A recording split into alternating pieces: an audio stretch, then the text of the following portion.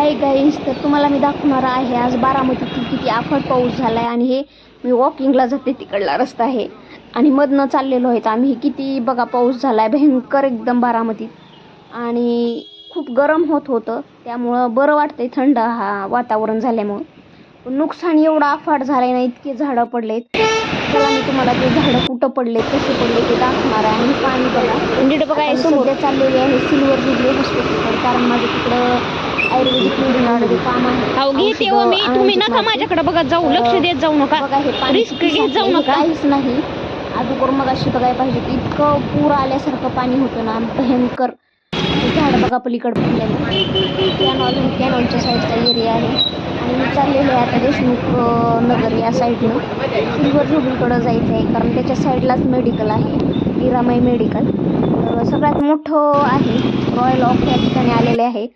चला मी हे बघा दाखवणार आहे काही सिल्वर जुबलीच्या समोर कसे झाडं पडलेले आहेत, ते पण हॉस्पिटल समोरचे झाडं कसे. आणि खूप अफाट नुकसान झालेलं आहे. आज खरंच दादा असायला पाहिजे, दादा असते तर आज त्यांनी येऊन पाहणी केली असते.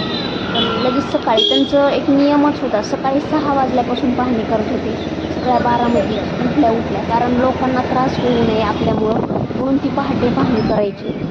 तर बघा फायनली मी आलेले आहे. तर मला यायचं आहे त्या मेडिकल हॉस्पिटल पण आहे.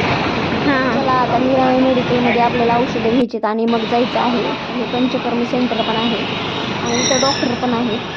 तर चला आता आपण फायनली औषध घेतले. कसा एरिया आहे आणि खूप कोणाच्या हानिकारक म्हणजे कोणाच्या अंगावर वरती वगैरे झाडं पडले नाही, ही खूप चांगली गोष्ट झालेली आहे. आणि हे आहे रेल्वे स्टेशनच्या एकदम समोरच झाडं पडलेले आहेत बिगोन रोडला. आणि चला मी तुम्हाला ते दाखवणार आहे. झाडं केवढे मोठे आहे, हे बघा किती मोठं झाड आहे. या झाडाला यायला किती दिवस लागले असतील. आणि काय झालं, हे रोडचे कामं, ही साईडच्या एरियाची कट्टे केली ना, त्यामुळे बहुतेक ह्या मुळ्या लूज झाल्या असतात, ढिल्या झाल्या असतात, त्यामुळे ही झाडं पडले असतात असं मला तरी वाटतं. रोडच्या मधोमधच ही झाडं होते. बघा किती अफाट नुकसान झालेलं आहे. आणि तसंच हे एवढे मोठे झाडं पडलेत म्हणल्यावर शेतकऱ्यांचं किती नुकसान झालं असेल हे पण विचार करण्यासारखं आहे. तर कुणाच्या केळीच्या बागा असतील काय असतील त्यांचं पण भरपूर झालेलं आहे. आणि व्हिडिओ कॉल करून दाखवलेला आहे आपल्या उपमुख्यमंत्री सुमित्राताई यांना, त्यांच्या कार्यकर्त्यांनी. तर बघा ते आपण येत्याल उद्या पाहणी करायला. हे आज दिवस मुळात घडलेला आहे. ते बघा झाडं किती मोठे आहेत, कारण त्या इथं नसणार आहेत, मुंबईला. इथं असत्या तर ते नक्की त्यांनी पण येऊन बघितलं असतं. तर कसा वाटतो तुम्हाला हे बारामतीतला व्हिडिओ आणि कसं नुकसान झालं आहे नक्की सांगा. आणि तुम्ही बारामतीतून व्हिडिओ बघत असाल तर नक्की कमेंट करून सांगा. आणि चॅनलला सबस्क्राईब करायला विसरू नका. व्हिडिओ बनवायला खूप मेहनत लागते आणि खूप रिस्क पण. म्हणजे बघा आता हे अफाट एवढा आबाळ आले ना, तरीसुद्धा मी ही व्हिडिओ बनवायले आणि दाखवायले तुम्हाला कसं बारामतीचं नुकसान झालेलं आहे. इथं बघा नाट्य मंदिर आहे, नाट्य संग्रहालय. तर हे आपण आता कॅनॉलपाशी आलेलं आहेत बिगवण चौकात. आता जी काम आहे राहिलेलं ती करायचं नाही.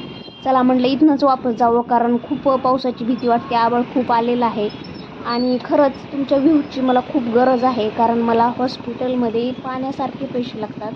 आजारच तसा आहे, त्यामुळं नक्की माझ्या चॅनलला सबस्क्राईब करा आणि व्हिडिओ बघायला विसरू नका. तर फ्रेंड्स बघा आता नक्की बघितल्याला मला खूप फायदा होईल, गरज आहे. आणि सबस्क्राईब करायला विसरू नका. चला फ्रेंड्स, बाय बाय.